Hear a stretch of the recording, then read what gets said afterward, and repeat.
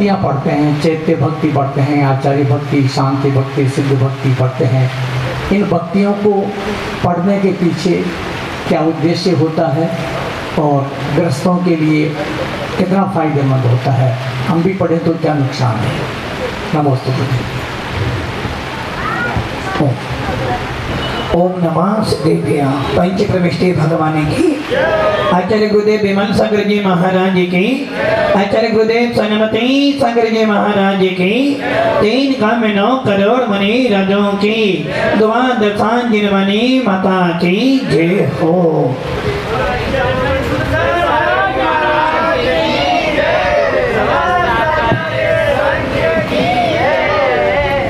आपने पूछा कि मुनिराज भक्ति पढ़ते हैं, सिद्ध भक्ति भी पढ़ते हैं, चैत भक्ति भी पढ़ते हैं, पंचगुरु भक्ति भी पढ़ते हैं, आचार्य भक्ति भी पढ़ते हैं, 10 प्रकार की भक्तियां पढ़ते हैं। तो इन भक्ति को पढ़ने के पीछे उद्देश्य क्या है? हमारे जैन शास्त्र में 2 प्रकार की भक्ति कही है, एक द्वैत भक्ति और एक अद्वैत भक्ति, एक व्यवहार भक्ति और एक निश्चय भक्ति। तो जब साधु ये भक्तियां पढ़ता है, भक्ति पढ़ना व्यवहार है, द्वैत है, किंतु भक्ति पढ़ते पढ़ते पढ़ते उनके गुणों में अनुराग करना और उनके गुणों को अनुराग करते करते करते अपनी आत्मा में अनुराग कर लेना, इसे कहते हैं अद्वैत भक्ति। और भक्ति करने से क्या मिलता है? तो आचार्य समर्थ भक्त स्वामी ने रतन कर्ण साकर में लिखा है, भक्ति सुंदर रूपम, भक्ति करने से सुंदर रूप की प्राप्ति होती है। यदि श्रावक, श्रावक मतलब जो प्रतिमाधारी श्रावक हैं, यदि वो 10 भक्तियां पढ़ते हैं तो उनको भी सुंदर रूप की प्राप्ति होती है। और सुंदर रूप किसका होता है? तीर्थंकर का। तीर्थंकर का जन्म से सुंदर रूप होता है। तो भक्ति पढ़ने का फल है कि आपको सुंदर रूप प्राप्त हो।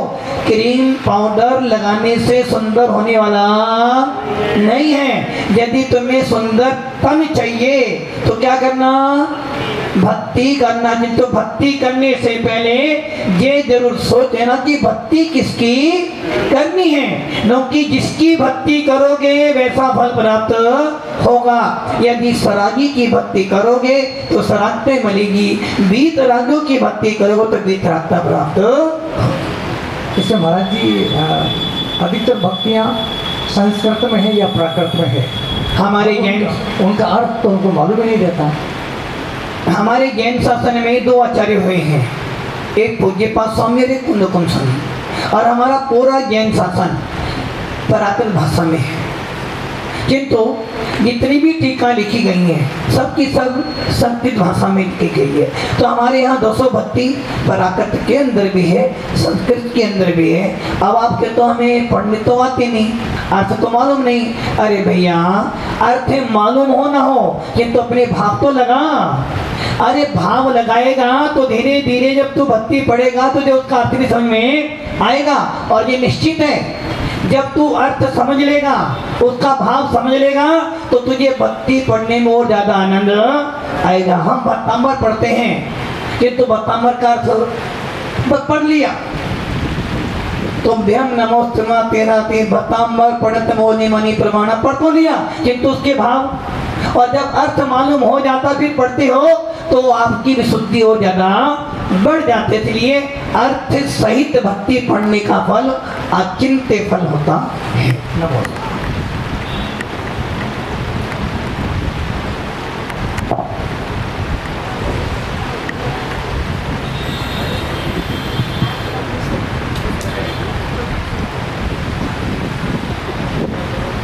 नमस्ते गुरुदेव, नमस्ते। महाराज जी, मुनिराज 5 प्रकार के होता है, उलाक, वसूल, कुशील, निर्व्यक्त, स्नातक। लेकिन ये हम पढ़ लेते हैं, लेकिन इनके बारे में हमको इनकी परिभाषा वगैरह कुछ भी ध्यान नहीं है। पहली बात तो ये मुनिराज की परिभाषा ही नहीं होती है। मतलब कौन होते हैं मुनिराज? आपने सवाल पूछा कि मुनिराज 5 प्रकार के मुनिराज। पहली बात तो ये रही, मुनिराज 2 प्रकार के होते हैं, द्रवलिंगी और भावलिंगी। जो आपने नाम बोले हैं पुलाक, वकुस, कुशील, निर्गंत और स्नातक, ये पांचों क्यों पांचों मुनिराज भावलिंगी होते हैं और इनका गुणस्थान छठे से लेकर 14वां तक होते हैं। पुलाक मुनि भी होते हैं, तो पुलाक मुनि जो होते हैं वो मूल गुणों का तो अच्छी तरह से पालन करते हैं, कभी कदाचित उनके उत्तर गुणों में दोष लग जाते हैं और कभी कभार तो उनके मूल गुणों के अंदर भी दोष लग जाते हैं, तो फिर भी वो भावलिंगी होते हैं। पुलाक वकुस मुनिराज वो होते हैं जो अपने उपकरणों के प्रति आसक्ति कर लेते हैं, मेरा उपकरण पीछे बहुत सुंदर होनी चाहिए, कमंडल बहुत सुंदर होना चाहिए, अथवा शरीर एकदम टिप-टॉप होना चाहिए, जरा सा भी मेल धोल, उन्हें कहते हैं वकुस मुनिराज, भावलिंगी है वो भी। पुलाक वकुस कुशील, कुशील दो प्रकार के होते हैं, एक तो होते हैं पति सेवना कुशील और एक उपकरण सुशील, अर्थात ये मुनिराज भी भावलिंगी हैं, भेद विज्ञानी हैं, गुणस्थान छठा सातवां हैं, किंतु बस किसी ना किसी तरह पर वस्तु में थोड़ा बहुत लगाव लगता है। उसके बाद है निर्गंथ। निर्गंध मुनिराज कौन से हो गए? जो मुनिराज श्रेणी पे आरूढ़ है वो निर्गंध हो गए, और स्नातक मैंने स्नातक मैंने 13वां 14वां गुणस्थान वाले। एक प्रश्न हमारे 12वें स्वर्ग से 12वें स्वर्ग में से नीचे नहीं आ सकते देव, तो सीता के जीव ने 12वें स्वर्ग से आके नरक में लक्ष्मण को कैसे संबोधन करा होगा? आपका सवाल गलत हो रहा है। सीता का जीव जो था, 12वें स्वर्ग से सीता के जीव ने आर्य का दीक्षा ली थी, और आर्य का दीक्षा लेने के बाद वो 16वें स्वर्ग में पति इंद्र बनी थी, और 16वें स्वर्ग का जो इंद्र होता है वो मध्य लोक से नीचे नहीं जाता है, इसलिए सीता के जीव ने रावण लक्ष्मण को संबोधन नहीं दिया था, सिद्धांत कहता है। किंतु आचार्य रवि सेन ने पद्मपुरा में लिखा है कि सीता का जीव रावण और लक्ष्मण को संबोधन देने गया था, वो उपकारी के प्रति कि रावण लक्ष्मण इतना उपकार किया, फिर भी सीता ने का उपकार किया दिखाया है, किंतु सिद्धांत की भाषा में सीता ने लक्ष्मण को रावण को संबोधन नहीं दिया। उसमें बताया कि नरक में गई सीता संबोधन करने। कोई बात नहीं, रवि सेन आचार्य की दृष्टि अलग है और सिद्धांत की दृष्टि अलग है, दोनों बात आपके लिए मान्य है। नमस्ते। आचार्य भगवान के चरणों में बारंबार नमस्ते। गुरुवर, अभी तक आपने जितनी भी मुनिराज और आर्यिकाओं को दीक्षा दी है, सबके नाम सू से स्टार्ट हो रहे हैं, तो भगवान इसमें क्या मतलब यूँ समझा आचार्य श्री सुंदर सागर जी के शिष्य के हिसाब से सू लगाया गया है या कुछ और लॉजिक है? मेरा भी सवाल भैया पूछ लेता हूँ। अच्छा, आचार्य सुनील सागर हमारे के शिष्यों के नाम भी सू से हैं, आचार्य सन्मति हमारे सारे सू से नाम है, और देखोगे तो बहुत सारे ऐसे समय में सबके नाम सू से शुरू हो रहे हैं। बीरा सागर के सारे नाम वी वी वी वी वी वी जा रहे हैं, कुंतु सागर महाराज के सारे नाम में नंदी नंदी नंदी जा रहा है, आचार्य विद्यासागर के नाम के पीछे भी वी जा रहे हैं, कोई परम पास से भी जा रहे हैं। तो ये एक तरह का अपना जो समझ में आता वो नाम रख देते हैं, जब तुम बनोगे ना तो तुम्हारा नाम सोच रहे रखेंगे। अब मेरा भी एक सवाल का उत्तर दे दो भैया। शादी तुम्हारी हुई, सुसान जाते हो, क्या बोलते हैं तुम्हें? सू लगाते को लगाते हैं? कू लगाते हैं। कू और सू लगाते तो क्या हो जाएगा? शिक्षा हो जाएगी। क्या हो जाएगी? नहीं, कुंवर, कुंवर साहब बोलते हैं ना, अब कू को बदल तो सू कर दो, क्या हो जाएगा? तो ये ध्यान रखना, कहीं कहीं सू खराब भी होता है और कहीं कहीं बहुत अच्छा भी होता है। अच्छे में जाना चाहिए।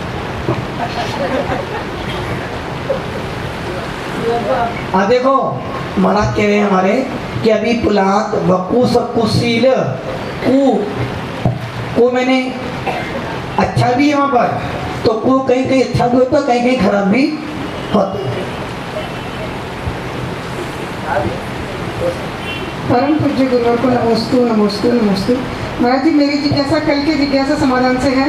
कल आपने तपस्वी सम्राट गुरुदेव की दिनचर्या बताई थी, तो सुबह 4 बजे उठने से लेकर, और कल रात को ही हमने वापस वहाँ देखा, व्हाट्सएप पे आया था आचार्य श्री सुनील सागर जी महाराज की दिनचर्या भी 3 बजे से लेकर 8:30 बजे तक पूरी दिनचर्या आई थी किशनगढ़ की। तो हम कई साधु संतों की जीवनी पढ़ी, तो 3 बजे से 4 बजे तक उठ जाते हैं लगभग। तो ब्रह्म मुहूर्त में उठने का क्या लाभ है? ब्रह्म मुहूर्त में उठने वाला जीव देव तुल्य होता है, जो भ्रम में उड़ते हैं उन्हें देव तुल्य माना जाता है। इसलिए प्रत्येक व्यक्तियों को 3-4 के बीच में उठ जाना चाहिए ताकि आपके परिणाम अच्छे बने रहें और आपकी साधना अच्छी तरह से होती चली जाए। नमस्कार।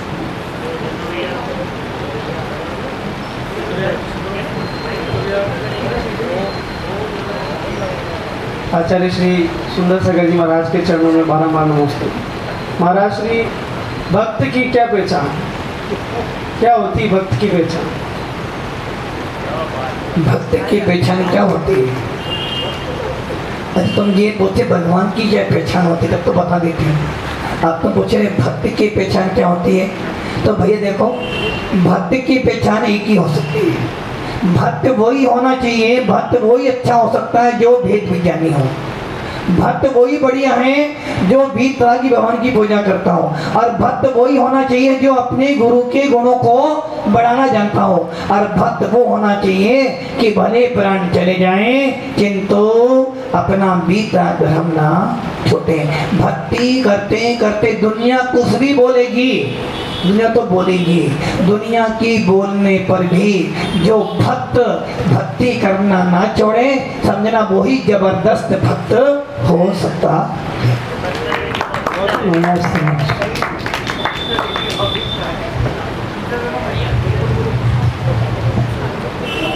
नमस्ते गुरुदेव। गुरुदेव, हम लोग मतलब जिन प्रतिमा जी विराजमान करते हैं मंदिरों में, तो देखा जाता है कि बहुत सदोष और निर्दोष प्रतिमा विराजमान हो जाती है। तो निर्दोष सदोष जिसमें दोष होता है उसका समाज पे, प्रतिष्ठाचार्य पे, किस पे क्या असर पड़ता है। और दूसरा महाराज जी है कि पुराने ज़माने में पुराने गांवों में मंदिर वगैरह थे, और वो उस टाइम बहुत सारी पब्लिक वगैरह अपना पॉपुलेशन थी, और अब उसमें नहीं है। तो अब तो आ जाता है कि इस मंदिर में तो दोष है। तो ये कैसा, जिस टाइम जनसंख्या का बाहुल्य था उस टाइम क्या उसमें दोष नहीं थे और अब दोष हो गए, ये क्या बोल? देखो, आपके दो सवाल इस आते हैं, दोनों सवाल बहुत ज़्यादा इस परिप्रेक्ष्य में बहुत अच्छे हैं। पहला सवाल जो आपने किया वो तो बहुत अत्यंत आवश्यक हैं कि आपने पूछा कि यदि कोई प्रतिमा सदोष आती है तो उसका दोष किस पर जाता है? जब भी प्रतिष्ठा होती है, प्रतिष्ठा में मेन कौन होता है? प्रतिष्ठाचार्य। सोचो, प्रतिष्ठा में मेन कौन होता है? मुनिराज। मुनिराज, हाँ। प्रतिष्ठा पंडित नहीं करा सकता, हाँ, मुनिराज। प्रतिष्ठा समाज नहीं करवा सकती, और प्रतिष्ठा प्रतिमा नहीं करवा सकती। प्रतिष्ठा का मुख्य पात्र तो दिगंबर मुनिराज ही होते हैं। पहली बात तो ये रही, जब प्रतिष्ठा हो और मूर्ति आए तो पहले निर्गम साधु को भी मूर्तियों का अवलोकन कर लेना चाहिए।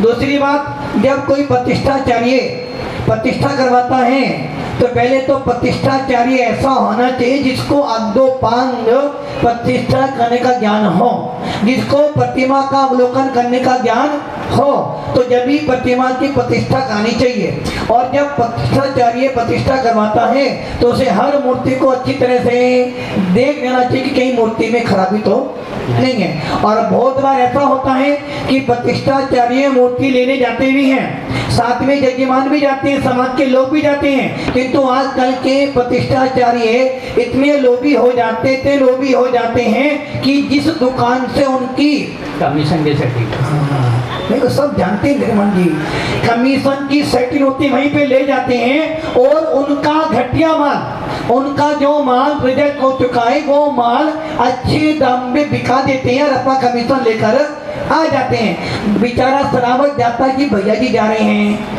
भैया जी जा रहे हैं। कौन जा रहे हैं? भैया जी जा रहे हैं। भैया जी, और किनके भैया जी? बड़े संघ के भैया जी हैं। किनके भैया जी हैं? बड़े संघ के, जिनके नाम से बड़े बड़े लोग जुड़े हुए हैं, जुड़े नहीं धन दे देते हैं। तो भैया जी जा रहे हैं तो भैया जी तो अच्छा काम करेंगे, और भैया जी गए, बड़े संघ के भैया जी थे, बड़े बहन ने भेजा था और बड़ा दाता दे दिया, तो भैया जी ने बड़ी दुकान पे छापा मार दिया। इसलिए यदि प्रतिमा लेने भैया जी गए हैं, सरावत सोचता भैया तो जानते ही नहीं है, भैया जी जा रहे हैं सामने, और जब महाराज जी ने भेजा है तो अपने को कुछ नहीं बोलना। महाराज जो कराएंगे अच्छा ही। भैया जी प्रतिमा अच्छी लेना, भैया जी प्रतिमा अच्छी लाना। भैया जी बोले भाई ये प्रतिमा 10 लाख की है। हाँ 10 लाख की दे देंगे, हम ले लेंगे, ले लो। किंतु क्या करा, कमीशन अपना ले लिया, प्रतिमा में खराबी आ गई, प्रतिष्ठा हो गई। और जब बाद में मालूम पड़ा तो पूरी प्रतिमा प्लास्टिक की निकल गई, अंदर लात भरी थी, पूरी निकली। अब कहो कि गलती किसकी है? भैया जी ने दे दी या श्रावक ने करा दी, महाराज जी ने गलती कर दी। अब गलती किसी की भी हो, किंतु पूरे के पूरी समाज पर उसका प्रभाव पड़ता है। जिम्मेदारी किसकी है? सबसे पहली जिम्मेदारी जो प्रतिमा लेने गया था, पहली जिम्मेदारी उसकी। उसके बाद जो यजमान गया था लेने, उसकी जिम्मेदारी। नंबर 3, जब महाराज के बाद प्रतिमा आया तो महाराज को पूरी छानबीन कर लेनी चाहिए। और उसके बाद समाज को भी प्रतिमा के बारे में पूरी जानकारी करनी चाहिए। इसलिए हमारे धवला पुस्तक में लिखा है कितनी तार की प्रतिमा बनानी चाहिए। इसलिए प्रतिमा लाते समय बड़ी सावधानी बरतनी चाहिए और प्रतिमा की प्रतिष्ठा भी बड़ी सावधानी पूर्वक होनी चाहिए, पूरी विधि होनी चाहिए। किंतु आजकल तो क्या हो गया, सारा समय किसमें जाता है? बोलियों में, खाने पीने में, नाच गाने में जाता है।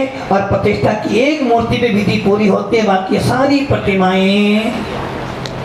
किंतु ऐसे भी महाराज हैं जो सारी प्रतिमाओं को विधिवत प्रतिष्ठा करवाते हैं और फिर विराजमान करते हैं। इसलिए विधि पूरी होनी चाहिए। और यदि प्रतिमा सदोष है तो उसका प्रभाव महाराज पर भी जाएगा, प्रतिष्ठाचार्य पर भी जाएगा, विधानाचार्य पर भी जाएगा और समाज पर भी जाएगा। और अभी अभी लेटेस्ट में आपने देखा भी होगा, अपना गूगल महाराज देखा होगा, गूगल महाराज, उस पर बहुत चर्चित मैटर आया था। आप सब नाम में नहीं बता रहे, आप सब जानते हो। बड़े संघ के बड़े भैया जी और बड़े संघ के बड़े भक्त। क्या हुआ, धर्म के साथ में खिलवाड़ करोगे तो धर्म की मार कहीं ना कहीं तुमको लेकर जरूर डूबेगी। इसलिए देव साथ गुरु के साथ में कभी मायाचारी। एक दूसरा क्वेश्चन महाराज, जब पुराने, हाँ, अब दूसरा सवाल था आपका कि जब हमने मंदिर बनाया किसी गांव में तो 500 घर, 400 घर, 100 घर, 200 घर थे। धीरे धीरे धीरे धीरे धीरे क्या हुआ, सारे घर कहाँ पर आ गए? गांव से शहर पर आ गए। अब कह रहे हैं कि मंदिर में खराबी है। अरे भैया, मंदिर में खराबी नहीं है, तेरी बुद्धि खराब हो गई है। भगवान में खराबी नहीं है, तेरी बुद्धि खराब हो रही है। और जो मंदिर में और भगवान में दोष निकालता है, समझना 3 काल के अंदर भी वो निर्दोष नहीं बन सकता है। वही भगवान गांव में पहले थे, जिन भगवान की देन से तू शहर में आ गया। और आज तू शहर में आकर भगवान को दोषी कहता है, गलत। जो भगवान को दोषी कहेगा, समझना वो कभी सम्य दर्शन प्राप्त नहीं कर सकता। महाराज जी श्रावक नहीं बोलता है, जो जाने वाले दूसरे साधु संत और जो ज्ञानी लोग जाते हैं वो बोलते हैं। श्रावक को तो क्या पता। निर्मल जी, जब भी धर्म में गड़बड़ी होगी तो श्रावक से नहीं होगी, उसके पीछे कोई ना कोई या तो त्यागी भर्ती होगा या कोई महाराज से भी बड़े बड़े महाराज होंगे। क्योंकि श्रावक तो मंदिर में जाता है, हाथ जोड़ता है, भक्ति से दान भी करता है। किंतु साधु संत त्यागी भक्ति ना जाने ऐसी कौन सी बुद्धि पढ़ा देते हैं कि उनको भगवान खराब लगते हैं। और पूरा का पूरा मंदिर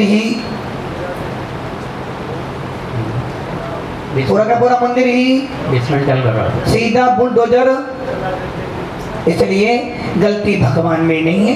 आदि कोई शराबी भी है तो मंदिर में ठीक हो, तो मंदिर को खराब कहना ये उचित व्यवहार नहीं। नमस्ते।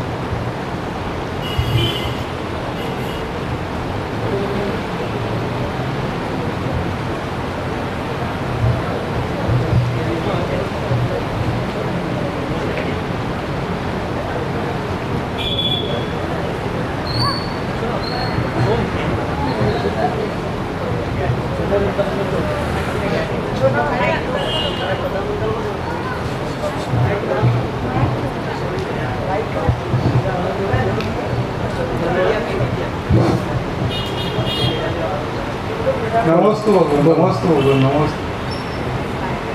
जीव में स्वाभाविक और व्यवहारिक दो शक्तियाँ हैं।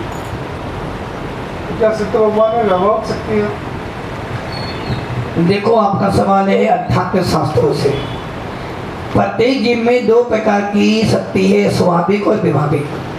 किंतु ये स्वाभाविक और विभाविक शक्ति संसारी जीवों में पाई जाती है, क्योंकि आत्मा तो एक ही है। अब मान लो मेरे अंदर ज्ञान गुण है और वो ज्ञान गुण प्रत्येक आत्मा के अंदर विद्यमान है। अब उस ज्ञान गुण की दो प्रकार की शक्ति है। एक शक्ति तो स्वाभाविक है और एक विभाविक है। मति ज्ञान, श्रुति ज्ञान, अवधि ज्ञान, मने पर्याय, केवल ज्ञान, ये 5 ही पर्याय है ज्ञान की।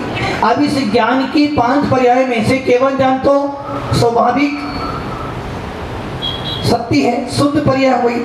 मति ज्ञान, श्रुति ज्ञान, अवधि ज्ञान, ये स्वाभाविक भी है और व्यवहारिक भी है। अर्थात मिथ्या दृष्टि जब होता है तो व्यवहारिक बन जाती है, सम्यक दृष्टि होता है तो स्वाभाविक बन जाती है। इसलिए सिद्ध भगवान में कभी भी व्यवहारिक पंक्ति या शक्ति नहीं हो सकती। व्यवहारिक शक्ति का अर्थ है कर्मों का उदय होना। कर्मों के अपराधीन होकर या राग देश कर हम स्वाभाविक शक्ति को विभाविक कर लेते। जैसे हमारे अंदर केवल ज्ञान आज भी है, किंतु में क्या कर दिया, अपनी वैभाविक परिणति से उस केवल ज्ञान को हमने भुला दिया है। और जब अपनी आत्मा में लीन हो जाओगे, वही स्वाभाविक सत्य तुम्हें केवल ज्ञान में दिखाई दे जाएंगे। इसलिए सिद्धों के अंदर कभी भी मिलावट नहीं होती, मतलब स्वाभाविक क्रिया, स्वाभाविक गुण लेकर बैठे हुए हैं। और प्रत्येक आत्मा को उन्हीं स्वाभाविक शक्ति को प्राप्त करने के लिए पुरुषार्थ करना चाहिए।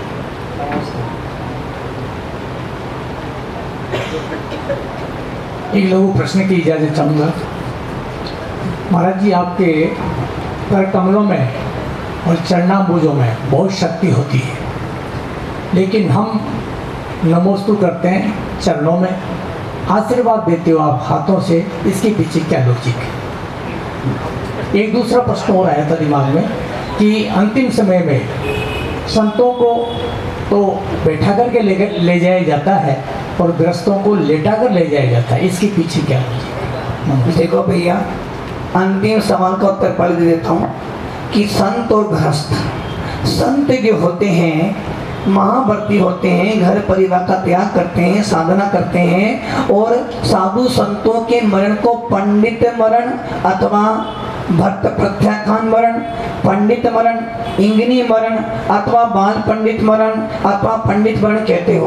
और जो साधु साध्वी त्यागी व्रती साधना करते हैं, तो साधना के बल पर वो जो मरण करते हैं, उस मरण करने पर उन साधुओं के महाव्रत हो जाने पर उनको लिटाकर नहीं रहते तो बिठाते रहते, तो उसने जीवन भर जो साधना की है उस समाधि का फल है कि उसको विमान में विराजमान करके ले जाते हैं।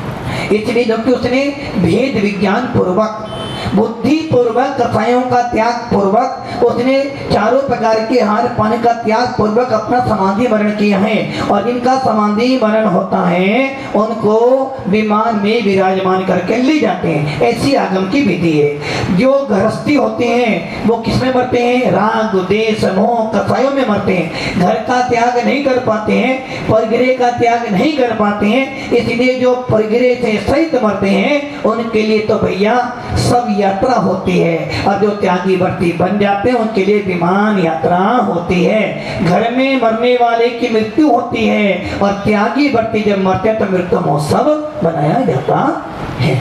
एक सवाल। दूसरा सवाल क्या था? हाँ, हम चरणों में नमस्तु करते हैं और महाराज हाथों से आशीर्वाद देते हैं। भैया, हमारे साइंस भी कहता है कि जब भी किसी महापुरुषों के पास जाओ तो क्या लेके आना? ऊर्जा लेके आना, पावर लेके आना। पावर बैंक मत लाना। मोबाइल चार्ज करना हो तो बिजली चाहिए, बिजली तो पावर बैंक रख ले तो क्यों रख ले? तो अभी लाइट नहीं हो तो ये पावर बैंक काम में, किंतु पावर बैंक भी चार्ज करना पड़ता है। उसी प्रकार जब श्रावक मुनिराज के पास जाता तो वो सोचता है कि मुनिराज की कुछ तो पावर मुझे, ताकि मैं अपना जीवन अच्छी तरह से निकाल लूं। इसलिए जब आप आते हो तो मुनियों के चरणों में नमस्कार करते हो, और साइंस कहता है कि चरणों से भी ऊर्जा निकलती है, और जब चरणों में नमस्कार करते हो तो उस महाराज की तुम्हें पावर मिल जाती है। अब महाराज को क्या करने, आपने नमस्कार किया चरणों में, तो महाराज ने आपको हाथ से आशीर्वाद दिया, तो इन हाथों से भी ऊर्जा मिली। तो क्या हुआ, चरणों से भी ऊर्जा मिली और हाथों से भी ऊर्जा मिली, तो डबल पावर मिली। और डबल पावर मिलने का मतलब है अब तुझे पावर बैंक की जरूरत नहीं, तेरे अंदर इतनी पावर है कि तू अपनी पावर से ही अपना मोबाइल तू चार्ज कर सकता है। ओम नमः शिवाय।